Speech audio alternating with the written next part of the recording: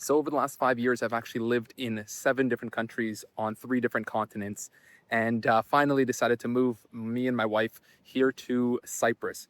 And in this video, I want to tell you guys just a few things that I've learned over the last year and a half, things that you might need to know if you're considering relocating to Cyprus, because everything you're gonna find online sounds amazing, but there definitely are some cons. And these are some things I wish I knew about before I moved here. So there's 10 things. Let's get started. All right, so the first thing on the list here is the cost of living. I think that a lot of people who come from America, Canada, the UK, Germany, you think that, coming to someplace like Cyprus is going to be a lot cheaper for you. But realistically, for what I notice is that, food can be slightly cheaper, not too much cheaper. It's still quite expensive. I think inflation, all that stuff has hit everywhere in the world quite hard. I think rent here is quite affordable. If you're renting a property, we have a 3-bedroom, 3-bathroom apartment for 1,300 euros, which I think is pretty good.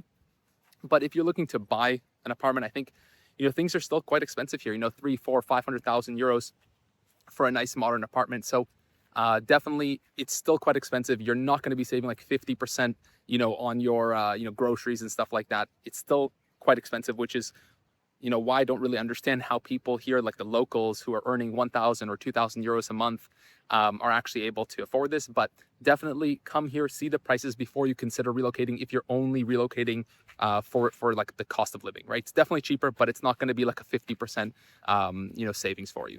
All right, so the next thing on the list is the siga culture, which it just means, kind of a slowly way of life. If you're from the US or Canada or obviously the UK or Germany, you have a certain way that you think that things need to get done, a certain speed that things need to get done, that when someone says they're going to do something at a certain date, they're going to do it at that date. That's not always the way that it works here. And to be honest, for me, that's actually kind of a pro.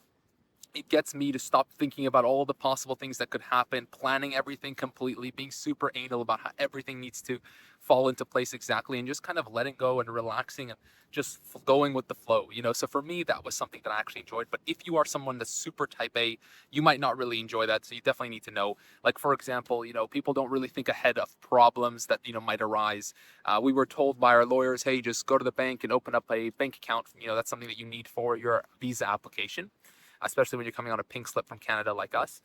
And, when we went to the bank, we went to them and we said, hey, like, we need to get a bank account open. And they told us, well, you're only allowed to open a bank account if you have your visitor permit, your pink slip permit. But then when we talked to our lawyer, he said, well, you can't get a pink slip tourist visa unless you have a bank account. So it's kind of like this loop where you need a bank account to get a visa, but you can't get a bank account unless you have a visa.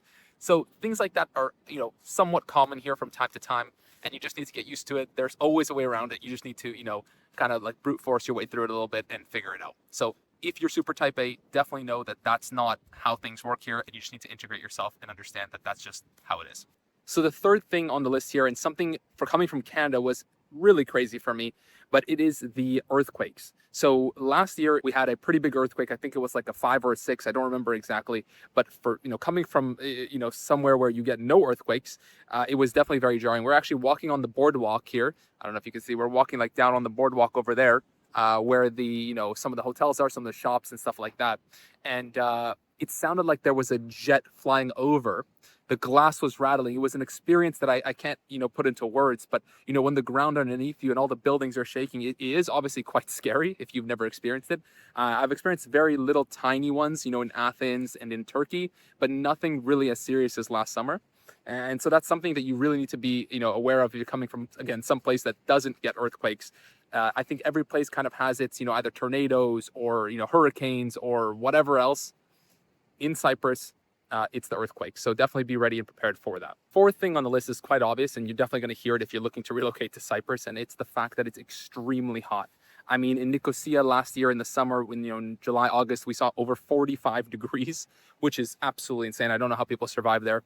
But here in Pafos, it's a lot more tempered, like 35, 36, 38, which, I mean, yes, it's extremely hot. But honestly, just stay indoors or go travel somewhere else that's a little bit less hot. It really only lasts like July and August. And to be honest, in Pafos in the winter, it's a little bit more chilly, so in the summer, it's a little bit cooler. So I would definitely recommend, if you're someone who can't handle that kind of heat, Pafos is probably the best place for you. It's a little bit more mild than the rest of the island.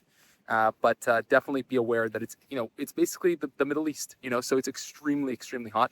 And if you can't handle that, that's definitely going to be a problem. All right. And so the next thing that goes in with the extreme heat is actually the price of electricity. So one thing that no one actually told us when we got here, and we had to figure out the hard way, is that how expensive electricity actually is here on the island. We've been in Greece, we've been in Turkey, there's been some pretty expensive electricity there as well.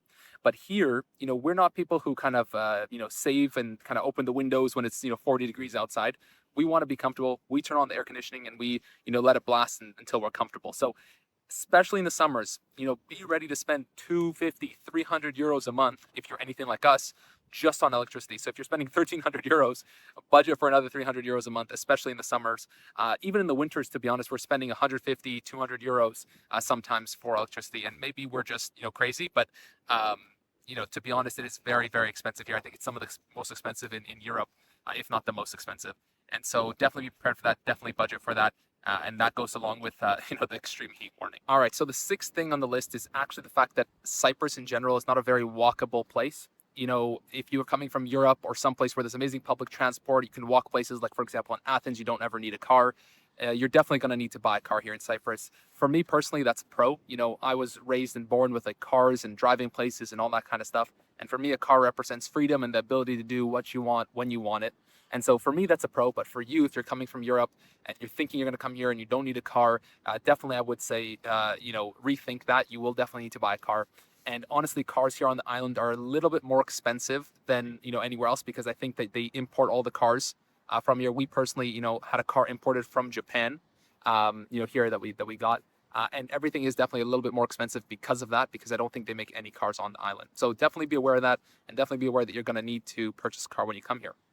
Now, the seventh thing, we're just going to jump straight into the seventh thing because it piggybacks off of the sixth, which is the fact that, getting insurance here on the island can be a little bit difficult. It was at least a little bit difficult for us. If you're coming from the UK, I don't think this is going to be a problem for you. But if you're from anywhere else, there definitely can be some issues. Because Cyprus, drives on the left hand of the road or the left side of the road. If you don't have experience driving on that side of the road, you can have some problems with insurance. So first of all, your insurance will definitely be higher. So for us, I think our insurance was like 600 euros a year or something like that, which, I mean, granted, to be honest, if you compare that to Toronto, it's way less than I was paying there. But it's still, I think much more expensive than people spend here. And also on top of that, we actually had several, I think 2 or 3 insurance companies straight up deny us and said they wouldn't insure us at all. So I think most people watching this, most people coming, to Cyprus are from, from the UK, so you won't really have much of a problem. But if you're coming from anywhere else, definitely understand that and consider that before coming here as well. Maybe call insurance, talk to them, and see what they can do for you. And if you need any help with insurance, obviously let me know. We have one that actually insured us, so we're good now. We already have 1.5 years on the insurance, so start building that up, and obviously the insurance starts coming down if there are no problems. So the eighth thing on the list, and honestly something that was a little bit jarring for me and for us, I didn't even know if I should actually mention this here on this list, but there are a lot of cats on the island. This is known as the island of cats. And the problem with that, though, is that, it's amazing. You people take care of them. Cats are pretty well behaved. That's not the issue. But there's also a lot of cars here on the island. And to be honest, and again, I don't know if I should I put this as a point here, but it is quite jarring when you see, cats being, hit by cars and stuff like that. Not that we've seen that actually happen, but you do end up seeing, dead cats and stuff like that, which can definitely, be quite jarring to you and something you should definitely consider. Number 9 on the list is Amazon and instant shipping, instant gratification. If you're used to buying off Amazon and getting things come to your door in an hour, 2 hours, 3 hours, like I know that in America now you can literally make a purchase and it comes in like 3 hours to your home. It's literally faster sometimes to order it off Amazon than literally going to the store shopping and coming back home.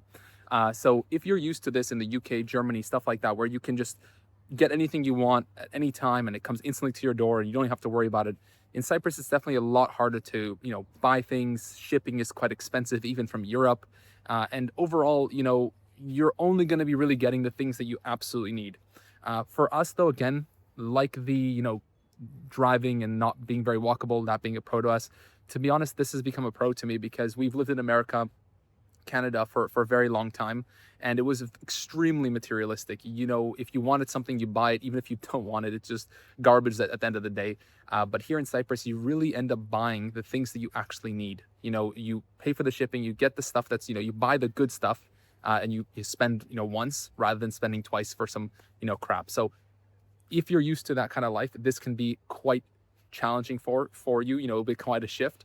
I also think that, with that one, kind of a little bonus point is that Cyprus in general is a little bit more boring for, a lot of people say, because there's not as much stuff to do like there is in maybe like entertainment wise in a lot of these other countries. But for me, again, that's a pro. Slower way of life, go to the beach, hang out, enjoy the sun.